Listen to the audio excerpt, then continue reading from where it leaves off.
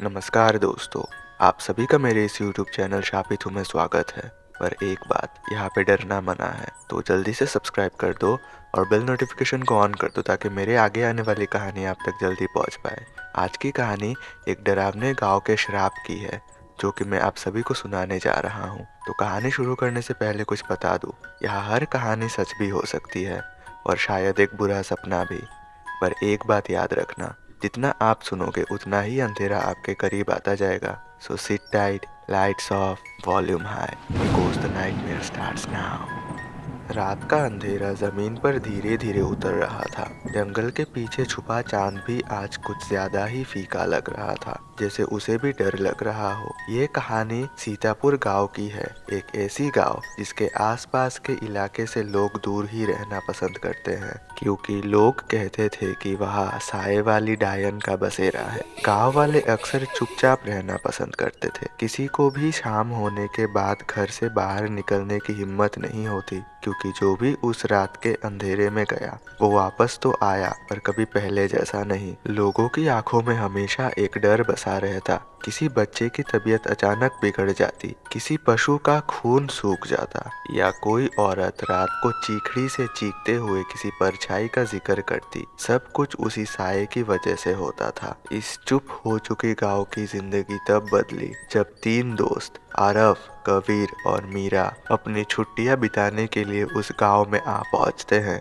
तीनों शहर के थे, एडवेंचरस भी थे और थोड़े केयरलेस भी। गांव की हवा में एक अजीब सी उदासी थी, पर फिर भी तीनों एक्साइटेड थे। भाई, ये गांव कितना सुंदर है, ये कहते हुए कबीर अपने कैमरे से तस्वीर लेना शुरू करता है। पर मीरा की नजर एक पुरानी नजदीक गिरती हुई हवेली पर गई। क्या तुम लोगों को कुछ अजीब महसूस नहीं हो रहा? वो खुसफुसाती है। आरव हंसने लगा, पर उनको क्या पता था कि उसी शाम से उनकी जिंदगी बदलने वाली है। शाम ढल चुकी थी। तीनों गांव के एक पुराने कुएं के पास घूम रहे थे जब हवा अचानक कान फाड़ने वाली चीख सी गूंज मारती तुरंत रुक गई। क्या तुम लोगों ने सुना? कोई जानवर होगा, आरव ने कहा, पर उसकी आवाज भी कांप रही थी। कबीर कैमरा चलाकर रिकॉर्ड करने लगा। तभी कोई काली सी परछाई पेड़ों के पीछे हिली, धीरे फिसलती हुई, जैसे हवा में तैर रही हो। तीनों साथ में जम से गए।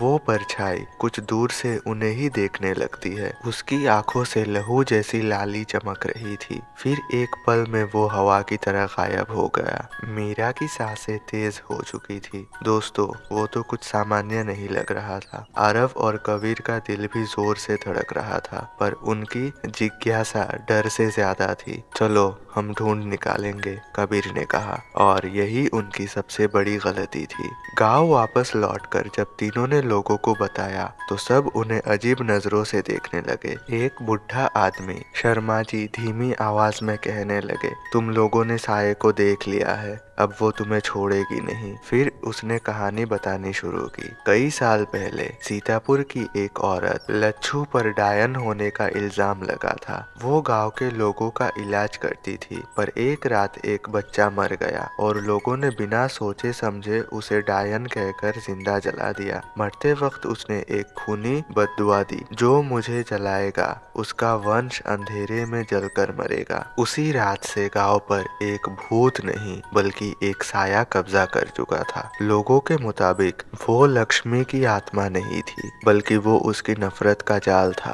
और जिसे भी वो छू लेती उसका दिमाग धीरे धीरे उसकी काबू में आ जाता। शर्मा जी ने तीनों को देखकर कहा, अब तुमने उसे देख लिया है, वो तुम्हें छोड़ेगी नहीं। तुम लोगों को यहाँ से जल्द निकल जाना चाहिए। पर आरव की जिज्ञासा और कबीर का एडवेंचरस नेचर अब तक ऊपर आ चुका था। हम बिना समझे यहाँ से नहीं जाएंगे। इस श्राप का सच जानना जरूरी है। गांव वाले हजारों बार मना करते रहे, पर तीनों रात होने से पहले ही वापस उस पुरानी हवेली की तरफ निकल पड़े। हवेली बिल्कुल वैसी ही थी जैसे किसी भूतिया फिल्म की सेट हो। अंधेरे, दरार पड़े हुए दीवारें और जाली लगे हुए पर्दे हवा से हिलते हुए।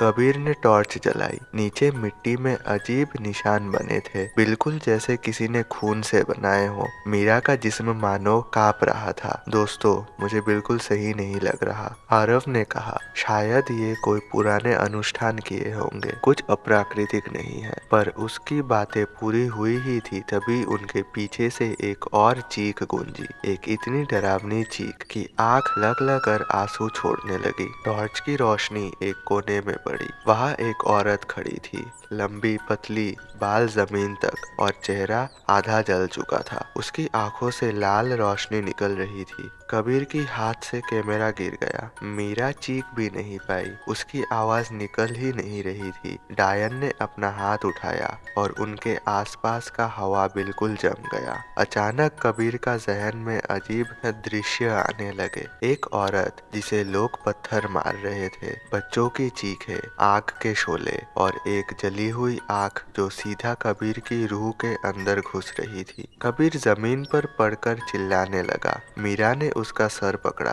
कबीर, कबीर, क्या हुआ? पर वो किसी और ही दुनिया में था। डायन धीरे धीरे उनके पास आ रही थी। आरव, जो सबसे शांत था, उसने कबीर का कैमरा उठाया और उस रात की रिकॉर्ड की हुई फुटेज देखी। फुटेज में वो साया पूरा साफ दिख रहा था। अगर ये हमारी शक्ति से चलती है तो शायद रोशनी इसको रोक सकती है, आरव जल्दी से बोला। उसने कैमरा की फ्लैशलाइट फुल ब्राइटनेस पर ऑन की। फ्लैशलाइट जैसे ही डायन पर पड़ी, उसने एक खून जैसी चीख मारी और पीछे हट गई। आरव ने जोर से बोला, लाइट उसे कमजोर करती है, भागो। तीनों भागते हुए हवेली से निकल जाते हैं। वो लोग चीखते हुए गांव की तरफ आए। गांव वाले सभी इकट्ठा हो चुके थे। तीनों दोस्त ने उन्हें सब बताया, उस आकार के बारे में, उस साया और सब कुछ के बारे में। गांव के पुजारी पंडित हरिराम ने गहरी सांस ली और कहा, उसका साया जलाया नहीं जा सकता, पर उसे बंद किया जा सकता है। उन्होंने एक पुराना मंत्र बताया जो अग्नि और प्रकाश की शक्ति से उस साया को रोक सकता था। पर इस कार्य को करने के लिए किसी को हवेली के बीच वाले कमरे में जाना होगा, जहाँ वो साया सबसे ज्यादा ताकतवर होता है। तीनों दोस्त एक दूसरे को देखकर समझ गए ये उनका लड़ाई है। वो तीनों अपने मन ही मन में कह रहे थे कि इसको हमने शुरू किया था तो खत्म हम ही करेंगे, और वो भी इस गांव के लिए। रात को टॉर्च और पंडित के दिए हुए मंत्र लेकर तीनों फिर हवेली के अंदर घुस गए। अंदर से हवा ठंडी नहीं, एकदम बर्फ जैसी थी। दरवाजा बंद होते ही पूरी हवेली हिलने लगी। परछाइयां दीवारों पर नाचने लगी। आरव ने मंत्र उच्चारण शुरू किया। मीरा और कबीर फ्लैशलाइट से कोनों में रोशनी डालते रहे।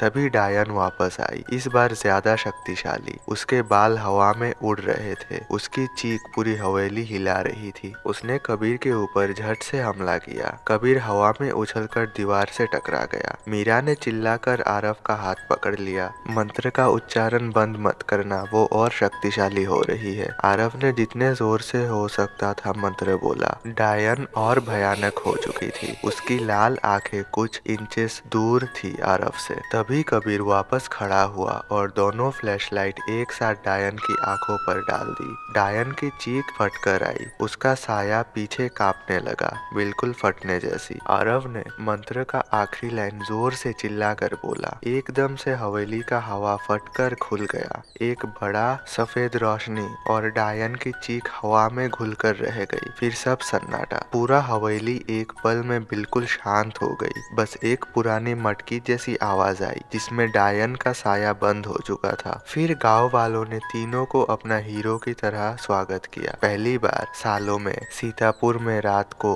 लोग डर के बिना शांति से सांस ले पा रहे थे। आरव, मीरा, कबीर तीनों थक कर बैठ गए। कबीर हंसा, भाई इस ट्रिप ने तो जिंदगी बदल दी। मीरा हंसी। आखिर में सब कुछ शांत हो गया। आरव ने कैमरा उठाया, चलो घर चलते हैं। ये कहकर उसने जैसे ही कैमरा ऑन किया, लास्ट फुटेज में एक चीज दिख रही थी। एक लाल आंखों वाली परछाई जो हवेली के बाहर खड़ी थी, जैसे कह रही हो, मैं बंद तो हो गई पर खत्म नहीं। अगर आप कहानी सुनते हुए यहाँ तक पहुँच गए हो तो लाइक शेयर सब्सक्राइब ज़रूर कर देना, ताकि मैं आगे भी आप सभी के लिए ऐसी हॉरर कहानियाँ ला पाऊँ। और अगर आपको इसका नेक्स्ट पार्ट चाहिए तो कमेंट कर देना, मैं इसका नेक्स्ट पार्ट ज़रूर लेकर आऊँगा। और फ़िलहाल के लिए मैं आपसे अलविदा लेता हूँ।